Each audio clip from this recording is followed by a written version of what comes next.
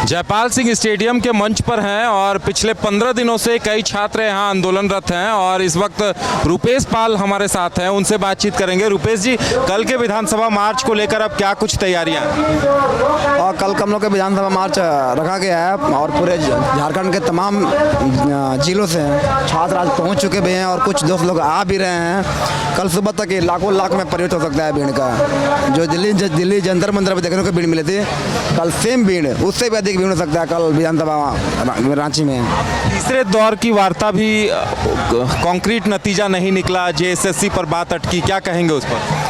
Sir, सरकार की इसमें मानसिकता साफ नहीं आती है, क्योंकि सरकार हम लोग को जो भविष्य से खिलवाड़ कर रही है, जो सच्चाई को छुपाने का प्रयास कर रही है। अभी भी सरकार का ये लगता है कि हम ये गोल गोल घुमा, जैसे सीजन में घुमाया था उन्होंने, होता था वैसे घुमा कर लड़कों लोग को बहला फुसला कर और इस प्रोटेस्ट को कमज़ोर कर देंगे, तोड़ देंगे, तो बिल्कुल वैसा हो नहीं सकता है। क्योंकि अब हम लोगों ने ठान के आया है कि जब तक हम लोग को न्याय नहीं मिलेगा, हम लोग को 3 ही मांग है, CBI इंक्वायरी, रिफॉर्म और कैंसिलेशन। जब तक ये 3 चीज़ मांग पूरी नहीं होती है, तब तक हम लोग का ये भूख हड़ताल और प्रोटेस्ट जारी रहेगा। युवा नेता मनोज महतो भी यहाँ पे हैं। मनोज जी, जिस तरह से ये आंदोलन चल रहा है और सरकार जेएसएससी पे बात नहीं बन रही है, क्या लगता है? देखिए, क्या है कि सरकार की मानसिकता पॉजिटिव नहीं लग रहा है, क्योंकि छात्र का जिस तरह से डिमांड है वो एकदम बिल्कुल जायज़ है।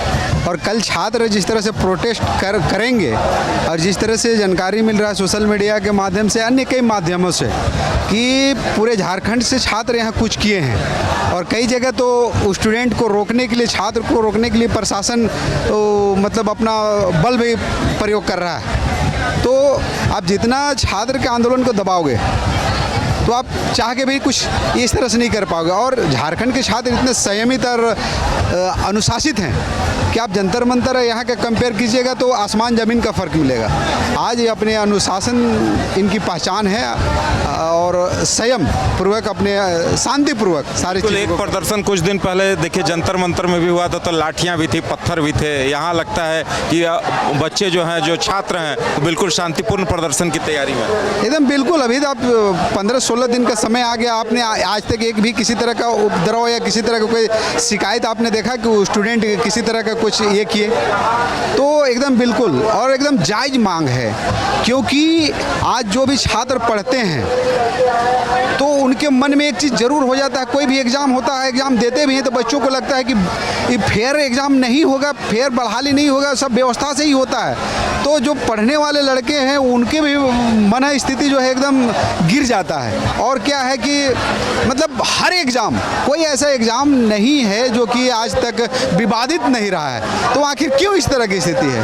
तो इस स्थिति, ये सरकार के संरक्षण में ये सारी चीज़ें हुई है, तो सरकार को इस पर तो संज्ञान लेना पड़ेगा। और नहीं तो छात्र आंदोलन जब भी हुआ है तो तख्ता पलट तक लोग कर दिए हैं। अगर आज हेमंत जी या सरकार नहीं इनकी मांगों को सुनेंगे तो फिर कल क्या होगा वो तो कल पता चलेगा। तो चलिए, छात्र आंदोलन की तैयारी है, थोड़ा आप लोग से भी हम चाहेंगे बात करना कि आप थोड़ा सा अगर उठ पाएंगी तो। अच्छा, चलिए, ऐसे ही कितना हौसला कायम है आप लोगों का? जब तक तोड़ेंगे नहीं तब तक छोड़ेंगे नहीं। हौसला कायम है सर, हौसला हम लोग का नहीं टूटेगा, बना हुआ है, बरकरार है। हमारा शरीर क्यों ना कमज़ोर हो जाए, लेकिन हौसले हमारे नहीं टूटने वाले। जेएसएससी को लेकर बात नहीं बनी, आंदोलनकारियों ने बातचीत की तीसरे दौर की, उस पर क्या कहेंगे? जी, यही कहूँगी, जो हमारी प्रमुख मांग है जैसे CGL रद्द, उसी को इन्होंने नकार दिया है। और CBI जांच, ये लोग CID से हमें संतुष्ट रखना चाहते हैं, बट हम लोग नहीं रहेंगे इससे संतुष्ट। हमारी सबसे प्रमुख मांग ही यही है, तो इसे उन्हें अवश्य ही पूरा करना होगा। उसके बाद जो सेकेंडरी मांगे हैं JPSC को लेकर के उन्होंने माना है, लेकिन मेरा कहना है कि सिर्फ यहाँ पे 2023 और 2025 की बैकलॉग भर्तियाँ नहीं हैं। 2025 की अगर बात कर रहे हैं आप बैकलॉग रद्द की, तो आपको SEF और FRO भी करनी होगी, क्योंकि उसमें 500 से अधिक OMR सीट की यहाँ पे हेराफेरी की गई है, तो इसको कौन करेगा रद्द? तो ये सारी चीज़ें हैं। और अभय तिवारी और इधर से TDPL एजेंसी, ये दोनों चीज़ें हैं जो जिन एग्ज़ाम में अभय तिवारी संलिप्त पाया जाता है, वो सारे एग्ज़ाम्स, और TDPL के थ्रू जितने भी एग्ज़ाम कंडक्ट कराए गए वो एग्ज़ाम, वो सारे रद्द होने चाहिए। जी, धन्यवाद। चलिए देखिए, ये लोग लगातार अनशन पर हैं और इनका कहना है कि जब तक TDPL से कराई हुई परीक्षा रद्द नहीं होती है तब तक इनका आंदोलन खत्म नहीं होगा। और देखिए, डॉक्टर्स की टीम भी आई हुई है यहाँ। आप लोगों से थोड़ा सा कुछ जानकारी क्या कहेंगे, कैसी स्थिति है? ठीक है, ये रेगुलर चेकअप है। तो हमारी टीम 24/7 लगी हुई है, गवर्नमेंट की टीम, तो उसी का रूटीन चेकअप है। अभी तक सब ठीक है, सब बढ़िया, सब ठीक है।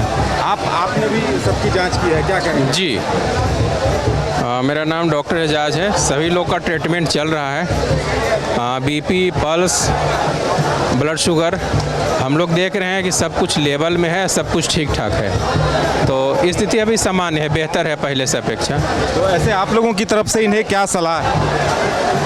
नहीं, हमारे यहाँ से सलाह है, बेहतर है इन लोग जिस तरह से अपने आप में जो भी कर रहे हैं, प्रिकॉशन ले रहे हैं, जो भी डाइट वगैरह ले रहे हैं, वो अपने हिसाब से वो सही है। इसीलिए अभी लोग सब सामान्य है, सामान्य स्थिति में है सब लोग। ठीक, चलिए, तो सामान्य स्थिति में है और कहा जा सकता है कि आंदोलन की तैयारी कर रहे हैं। घर रहने का मकान भर नहीं, ये खुशियों की तिजोरी है। दरवाजे पर दस्तक देता पड़ोस, खिड़कियों से उमड़ आता आसमां, तारों में उलझी ऐसी ना जाने कितनी दास्तां। कहती हैं चले डायमंड सिटी, एक सफर हम सफर के साथ अपने घर तक। Diamond city, life long bonding, 500 से ज्यादा खुशहाल डायमंड परिवार। जल्दी करें, सिर्फ 200 फ्लैट बाकी। आज ही बुक करें अपना आशियाना।